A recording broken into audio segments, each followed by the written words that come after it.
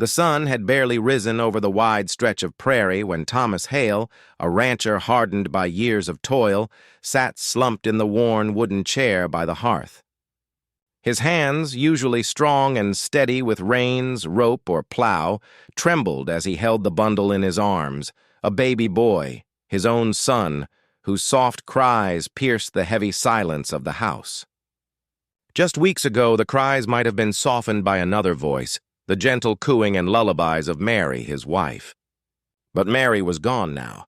She had slipped away during childbirth, leaving Thomas to face both grief and fatherhood alone. The ranch, once a place of order and purpose, now felt like a battlefield he couldn't win. The animals still needed feeding, the fences still needed mending, but every task was interrupted by the baby's insistent wails. At night, the silence of the plains was shattered by his child's hunger cries. Thomas would pace the floorboards, whispering helpless promises he couldn't keep. He had tried everything: warm cow's milk offered from a rag, crushed oats soaked in water, even the broth from boiled potatoes. Nothing seemed to fill the little stomach. The baby's cheeks, once plump, began to thin, and his eyes seemed too large for his tiny face. Guilt gnawed at Thomas like a wild animal. He had wrestled cattle, driven wagons across storm-swept plains, and faced winters that froze the breath in a man's lungs. But nothing left him as powerless as the helpless cries of his child. Each sob was a reminder of his failure, not only as a provider but as a father. Worse yet, Mary's last words haunted him. Lying pale and weak after bringing their son into the world, she had clutched his hand and whispered, "Promise me, Thomas. Promise me you'll take care of him." He had nodded through tears, but the promise felt impossible now. The ranch house itself mirrored his despair. Dust gathered in corners once swept daily by Mary's hand. The cradle she had prepared with love sat unused, the baby often sleeping against his chest instead. The kitchen, once filled with the aroma of fresh bread and stew, now carried only the smell of burnt coffee or stale biscuits. Even the land outside, golden under the prairie sun, seemed muted without her laughter echoing from the porch. Neighbors had come after Mary's passing, bringing food, offering condolences. But soon they returned to their own lives, their own chores and families. They pitied Thomas, but pity could not keep his son alive. Some had quietly wondered if the baby would even make it, though no one said it aloud in his presence. Alone, Thomas fought the creeping thought himself, terrified that he might lose the last piece of Mary he had left. On this particular morning, he sat staring at the fire, rocking the baby who whimpered weakly against his chest. His eyes burned from lack of sleep. He could feel the tiny ribs under the baby's soft skin, and it made his stomach churn with dread. He whispered hoarsely, "I don't know what to do, boy. I just don't know."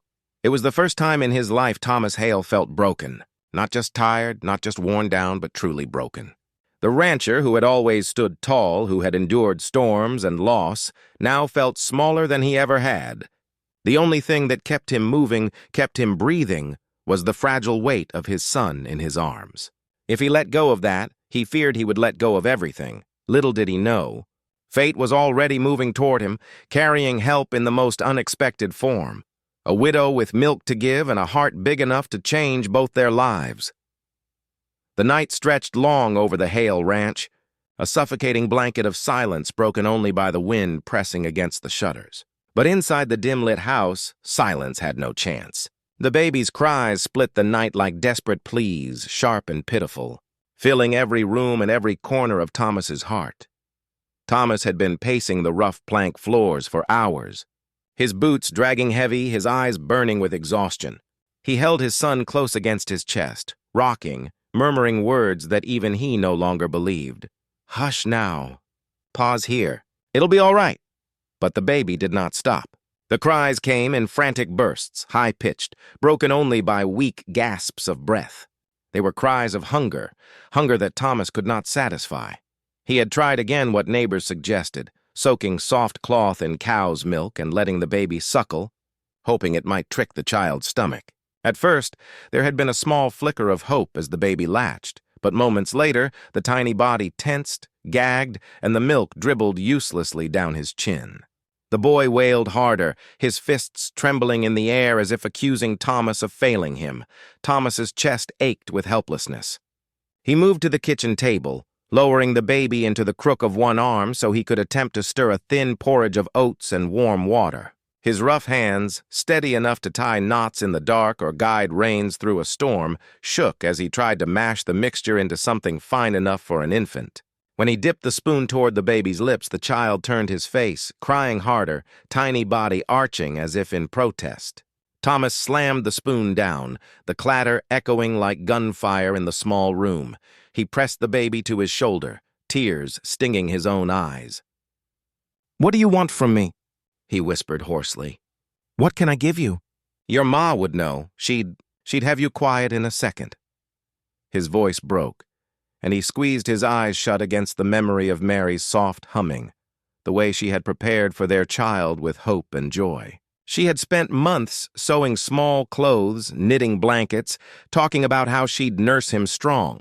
All those plans had died the day she did, leaving Thomas standing in the wreckage, unprepared and unequipped. Hours passed this way. Cry, rock, attempt, fail. The fire in the hearth burned low, shadows stretching longer across the walls. Outside, the coyotes called in the distance, their mournful howls a cruel harmony to his baby's misery. Finally, near dawn, Thomas sank into the chair by the fireplace, baby pressed against his chest. The boy's cries had quieted only because exhaustion had overtaken him, leaving his small breaths shallow and uneven. Thomas stared into the dwindling flames, fear gnawing at him. He had seen calves starve when the mother died, had seen their eyes grow glassy and their limbs weak. The thought of that fate for his son filled him with a terror unlike anything he had ever faced. He had always been a man of solutions.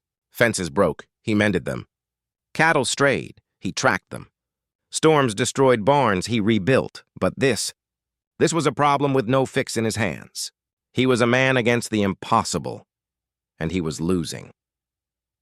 As the first pale light of morning seeped through the window, Thomas whispered to the sleeping child, "I can't let you go, boy. You're all I've got left of her. I'll find a way, I swear it."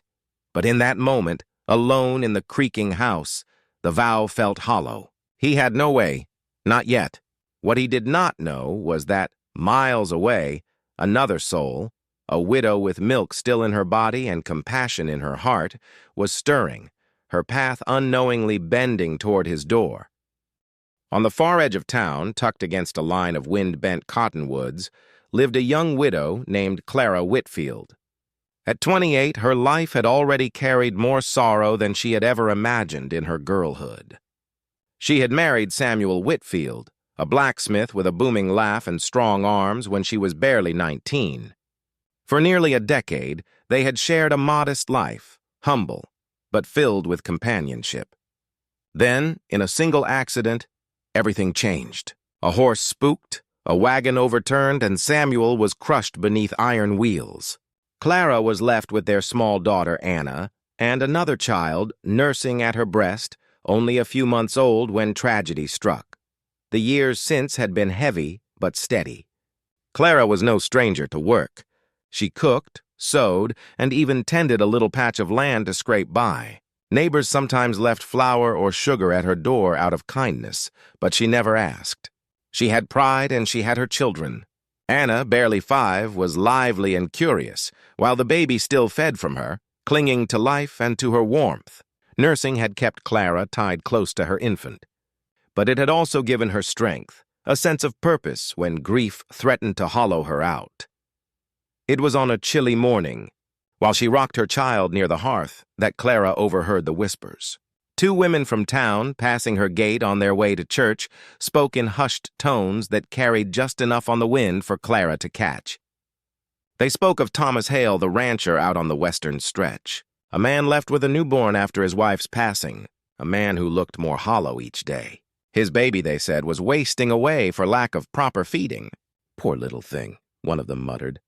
"He'll never make it." Clara's hands froze mid-rock. She turned the words over in her heart, her mother's instinct tightening like a knot.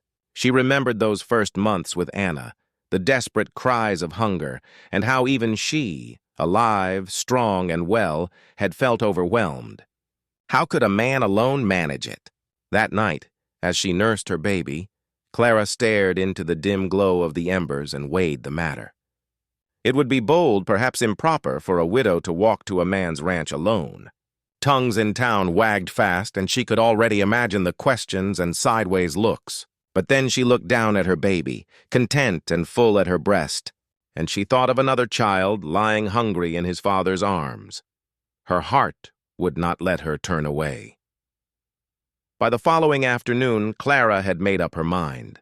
She prepared a small jug of warm milk, knowing it wasn't enough, but hoping it could soothe the rancher's infant until she could do more. She wrapped her baby against her chest, tucked Anna's little hand in hers, and began the walk toward Thomas Hale's ranch. The path was long and rough, the air sharp with the promise of rain. But Clara pressed on, determination in each step. As they walked, Anna chattered in her small voice, asking where they were going. Clara answered gently, "To help someone who needs it." Her daughter accepted this with a solemn nod, as if even her young heart understood. By the time the ranch house came into sight, the sky was heavy with clouds, dark as sorrow. Clara paused at the edge of the yard, her courage faltering for a heartbeat. This was not her family, not her duty, and yet her heart insisted it was. Gathering her strength, she shifted her baby in her arms, steadied Anna beside her, and stepped up to the door. She raised her hand and knocked. Inside, a weary rancher sat with his hungry infant, unaware that the sound at his door would change the course of both their lives. The storm had been threatening all evening, a restless sky rumbling with thunder as the wind swept across the plains. Inside the Hale ranch house, Thomas sat slumped in the chair by the fire, his baby weak in his arms. The child's cries had long since lost their strength, reduced now to faint whimpers that barely stirred the air. That sound was worse than any wail. It was the sound of hunger, surrendering to exhaustion. Thomas's heart clenched with dread, knowing the boy could not last this way much longer. The rancher's thoughts had darkened dangerously. He wondered if perhaps his promise to Mary had been too heavy, too impossible. He whispered apologies to her memory, to the child, to himself. His eyes burned from sleepless nights, and his mind wandered like a man lost in the desert. Then, over the sound of the wind, came something unexpected. Knock. Knock. Thomas blinked, unsure if he imagined it. Another round followed, firmer, deliberate. His head snapped up. Who would call at this hour, in this weather? Setting the baby gently in his cradle, though the child whimpered instantly, Thomas strode to the door. His boots scraped against the floorboards, and with one sharp tug he swung the door open. There, against the backdrop of the darkening sky, stood a woman. She held a bundled infant against her chest, and at her side stood a small girl clutching the hem of her skirt. The woman's eyes were steady, her features pale but resolute. She looked directly into Thomas's hollow gaze and said, softly but firmly, "I heard your baby is hungry. I came to help." Thomas's breath caught in his throat. For a long moment he simply stared. His pride rose first, sharp, defensive. "Ma'am," he muttered, voice low and rough, "I don't need charity." But the baby's cry from behind him betrayed him, a sound too thin to be denied. The woman glanced past him, her face softening with compassion. She shifted her own child in her arms and added, "It isn't charity. I've milk to spare. Let me feed him." Her words hit Thomas like a blow. Milk. The one thing he couldn't provide, the thing his son needed most. He wanted to shut the door, to protect what little dignity he had left. But desperation overpowered his pride. His jaw worked silently before he finally stepped aside. Clara Whitfield entered with quiet assurance, her daughter Anna following shyly behind. The room smelled of smoke and damp wood, heavy with weariness. She took in the sight of the ranch house, messy, neglected, shadows lurking in every corner. Then her gaze fell on the baby in the cradle, small fists trembling in the air, face red from effort. Her heart clenched. Without hesitation, Clara sat on the nearest chair and adjusted her shawl. She lifted the frail infant with practiced gentleness, settling him into her arms as if he had always belonged there. Her own baby stirred but did not fuss, accustomed to sharing her mother's warmth. Thomas stood frozen, watching with disbelief as the stranger brought his son to her breast. At first the infant struggled, too weak to latch properly. Clara murmured softly, rocking him, guiding with patience born of motherhood. Then at last the boy began to nurse. His cries quieted. His fists unclenched. A tiny sigh escaped him, and he nestled close, drinking greedily. For the first time in days, the house was filled with peace. Thomas pressed a hand over his mouth, overwhelmed. Relief flooded him, sharp and painful in its intensity. Gratitude burned in his chest, tangled with shame. Shame that he, a man who had managed land and cattle, could not manage this. Yet here she was, this widow, giving life back to his child with nothing more than her presence. Clara looked up, meeting his gaze. "He'll be all right now," she said gently. Thomas could only nod, his throat too tight to speak. The storm outside raged on, but within those walls something new had begun, a flicker of hope in the darkest of nights. The baby's cries had dissolved into small, desperate whimpers before Clara settled him against her breast. Thomas stood just a few feet away, his broad shoulders taut, his hands balled at his sides as if bracing for a blow. He had faced stampeding cattle, winters that froze men solid, and storms that split trees in two. But he had never felt so raw, so stripped of strength as he did now, watching a stranger do what he could not. At first, the child was too weak. His lips pressed against Clara, fumbling, trembling, as though he had forgotten how to feed. Clara shifted him gently, murmuring encouragement in a soft voice that seemed more prayer than instruction. She stroked his cheek with her finger until instinct stirred, and at last, his tiny mouth latched. A sound filled the room that Thomas thought he might remember for the rest of his life. The faint, rhythmic suckling of a baby who had been on the edge of despair but had finally found relief. The boy's fists, which had been tight with hunger and frustration, slowly unfurled, resting against Clara's shawl. His cries stilled, replaced by the small, steady rhythm of breathing as he fed. For the first time since Mary's passing, Thomas felt the crushing weight in his chest loosen. His knees nearly buckled from the release of it. He sank onto the chair opposite, elbows braced on his thighs, and buried his face in his calloused hands.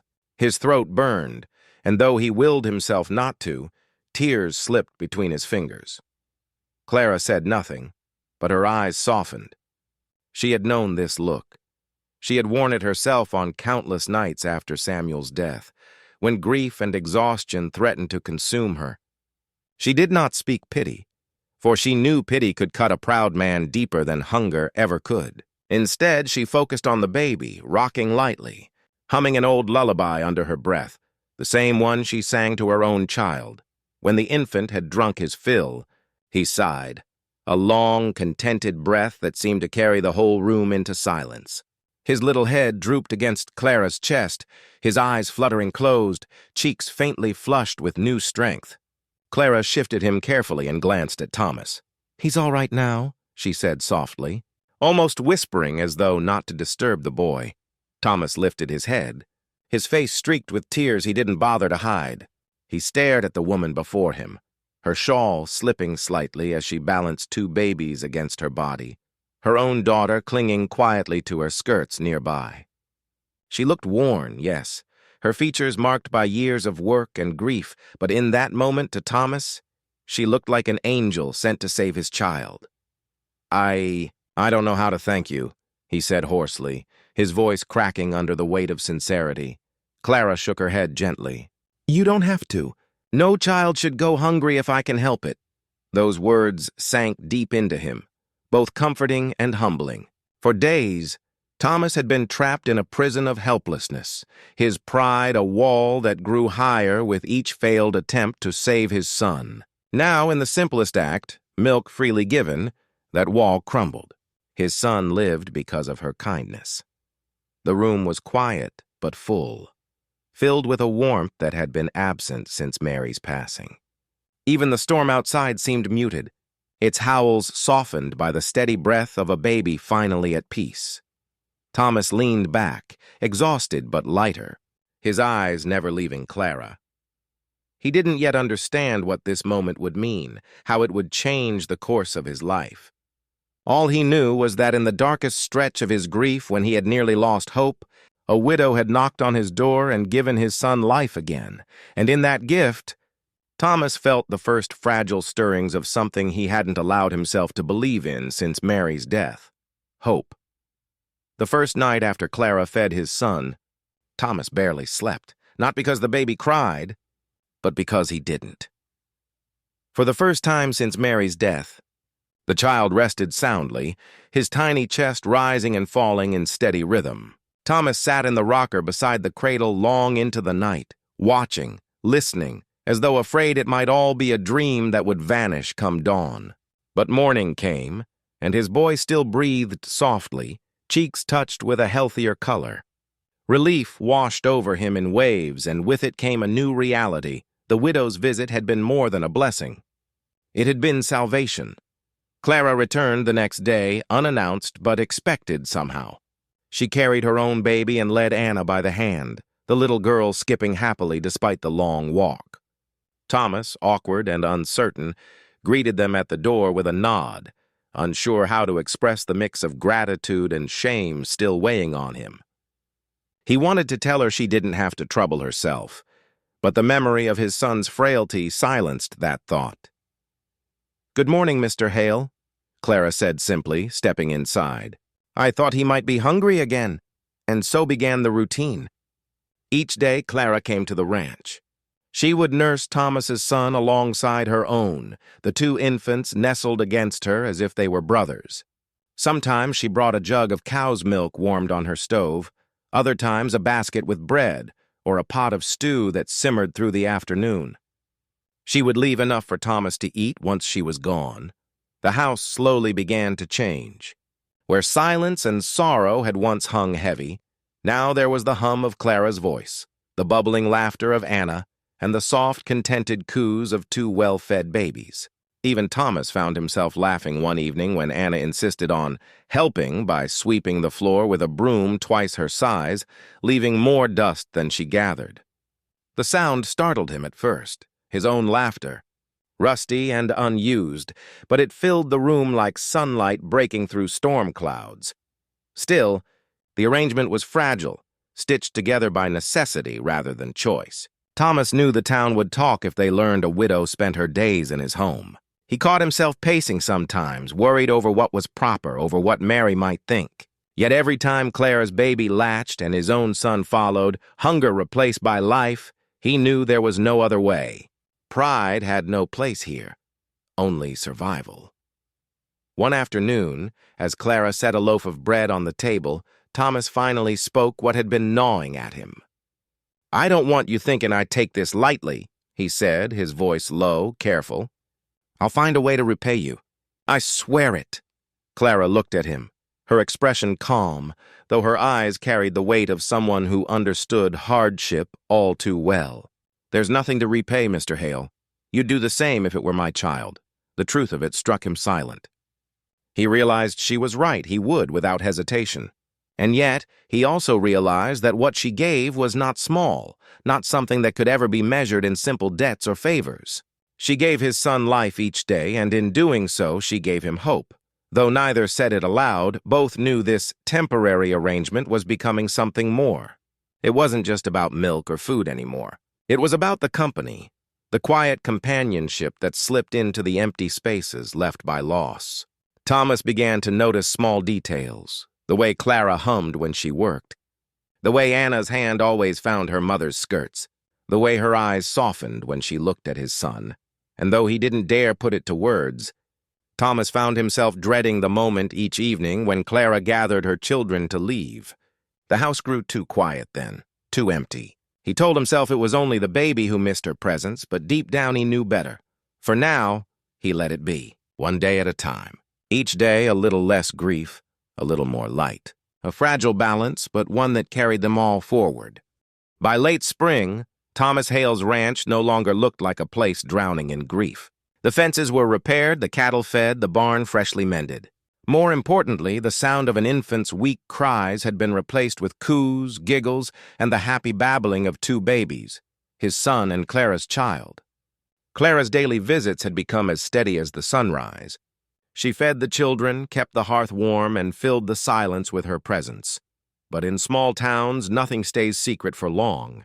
It began with passing remarks at the mercantile. A neighbor woman spotted Clara buying extra flour and asked, "You've taken to baking more, Mrs. Whitfield?"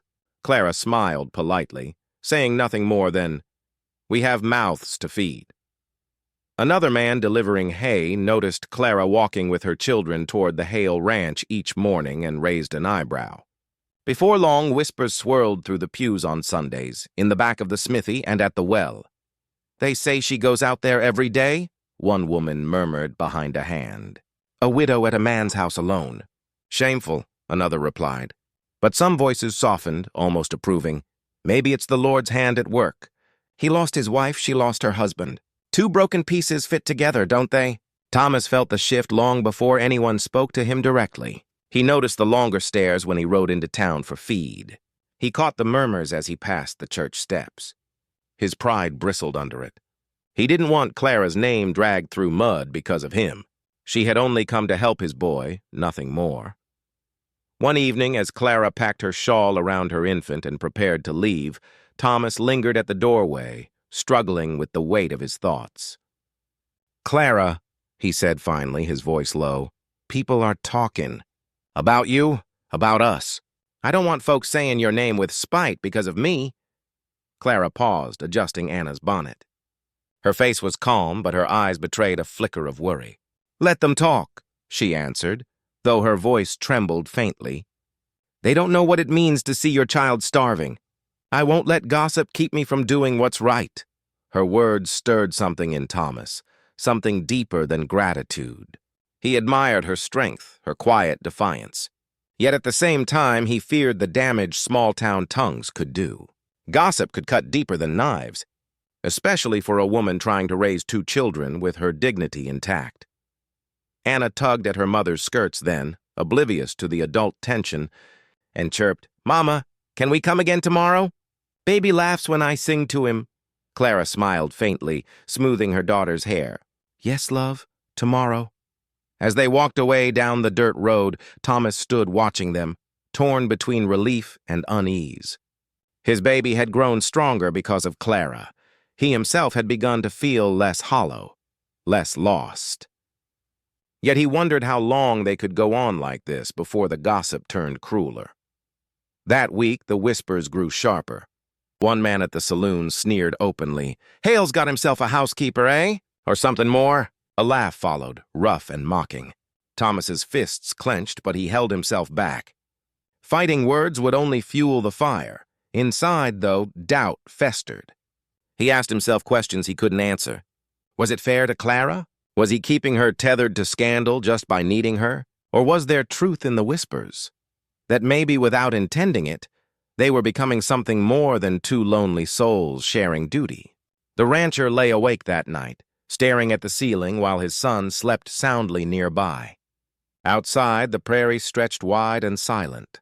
But inside his mind, the voices of the town rang louder than any storm. What neither he nor Clara yet realized was that whispers, once started, have a way of forcing decisions. Soon they would both have to face what their arrangement truly meant, whether it was only about survival or about something greater growing quietly between them. Summer pressed hot and heavy across the plains. Days stretched long, filled with chores that left Thomas sweat-soaked and weary, though his ranch had begun to thrive again. Calves grew strong, fences stood sturdy, and the land breathed easier with the season's warmth. Inside the house, his son was healthier too, his cheeks fuller, his cries now the demanding wails of a hungry infant rather than the weak gasps of near starvation. For that, Thomas owed Clara more than words could carry, but gratitude, like the land itself, could dry and crack under strain. It began one morning when Clara did not appear at her usual hour. Thomas had risen early, already pacing with his son, who fussed restlessly.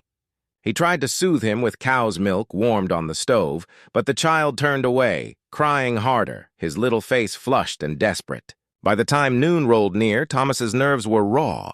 He rocked the baby furiously, whispering, pleading, even snapping in frustration. His own helplessness boiled inside him like a kettle ready to spill over. When at last Clara arrived, later than ever before, she looked tired herself. Her daughter clung to her skirts and her baby whimpered at her shoulder. Thomas barely let her step inside before the words burst out. "Where were you?" His voice was sharp, almost accusatory. Clara stopped in her tracks, startled. "Do you know how long he's been crying? He needs you, and you weren't here." Her face tightened, not in anger at first, but in hurt. She set down her basket and shifted her own infant before answering. "I was delayed, Mr. Hale. Anna was unwell this morning, and I can't just leave my children to run here at the crack of dawn. I came as soon as I could, but Thomas's pride and exhaustion had already taken the reins. You could have sent word," he snapped. "Do you think I can sit here helpless every time you're late? He's my son. I should be able to care for him, not wait around like some beggar at the mercy of your visits." The silence after those words felt heavier than thunder. Clara's eyes flickered, her mouth trembling before she drew herself up, dignity wrapping her like armor. "I've done nothing but give what I can," she said quietly, but her voice carried steel. "I've brought food, milk, time I don't always have to spare. Not once have I asked anything in return. And now you accuse me of failing you?" Thomas opened his mouth, but shame stopped the words. Still, his anger, fueled by fear, would not let him bend. He turned his gaze aside, jaw clenched. Clara's next words were softer, tinged with sorrow. "I buried my husband with my own hands trembling. I've raised 2 children alone. I came here because no child should starve if I can help it. But if you think so little of what I've given, then perhaps I shouldn't come anymore." With that, she gathered her things. Anna, sensing her mother's mood, clung silently to her hand. Clara did not look back as she stepped out into the sunlight, her figure framed against the wide, empty prairie. Inside, the baby cried, hungry and restless. Thomas stood frozen, her words echoing louder than any gossip in town. For the first time since Clara had knocked on his door, the house felt unbearably empty. That night, the baby's cries stretched on and on. Thomas tried everything, milk, rocking, pacing, but nothing soothed him. Exhaustion clawed at his bones, guilt gnawed at his heart. He had driven away the only person who had brought light back into his home, and as dawn broke, Thomas finally realized that his anger had not been at Clara at all. It had been at himself, his helplessness, his grief, his fear of needing someone again. But the damage was done. The widow was gone, and with her went the fragile hope she had carried into his house. The days after Clara's departure bled into one another like a storm cloud refusing to pass. Thomas woke each morning to his son's cries, and though he tried, he could never comfort the child the way Clara had. The baby drank little, whimpered often, and at times wailed until his tiny body shook with exhaustion. Each cry twisted a knife in Thomas's chest, reminding him of the harsh words he had hurled at the only woman who had stepped into his loneliness with kindness. The ranch itself suffered too. Chores once made lighter by Clara's steady hands now weighed on Thomas alone. He carried water while the baby screamed in the cradle. He mended fences with one eye always on the house, fearful the child would choke on his own sobs. Sleep became a stranger. Meals turned into hurried bites of bread and jerky. The once mending man now felt himself unravel again. At night, when the prairie lay in silence under the stars, guilt gnawed at him. He replayed that moment at the doorway, his sharp voice, her wounded gaze, the way she held her chin high as if to keep her pride from spilling to the ground. He had seen strength in her, but also pain, the kind only a widower could recognize. In his anger, he had treated her not as a savior, but as someone beneath him, someone who owed him. The memory made him hate himself. Yet beyond the guilt was something else, something deeper. Longing. He missed Clara's laughter as she watched the children play. He missed the way Anna sang little songs that made his boy giggle. He missed the warmth in his kitchen, The smell of her baking bread, the sound of her voice steadying his restless heart. The house felt emptier than it ever had before, because now he knew what fullness felt like, and it was gone. One evening, after another long day, Thomas sat on the porch with his son bundled in his arms. The horizon glowed with the last of the sunset, the prairie rolling endless and golden. The baby whimpered weakly, and Thomas pressed his lips to the child's head. "I'm sorry, boy," he whispered. "Your pa's a fool!" His throat thickened, but he didn't stop. "She gave us everything she could, and I drove her off. I thought I was protecting her. But truth is, I was protecting myself, from needing her, from loving her." The words startled him even as he said them. Love. Was that what had been growing in the quiet moments between chores and laughter? In the way his chest had eased whenever she walked through the door? In the way he felt whole again when she was near? The answer was clear as the stars beginning to dot the night sky. Yes. Thomas realized then that gossip, pride, and fear were nothing compared to what he stood to lose. Clara had not been a burden. She had been a blessing. Not just to his child, but to him. She had given him back life, and he had nearly thrown it away. The next morning, with determination burning like fire in his chest, Thomas saddled his horse. He left his son with a trusted neighbor and rode toward the small cabin Clara called home.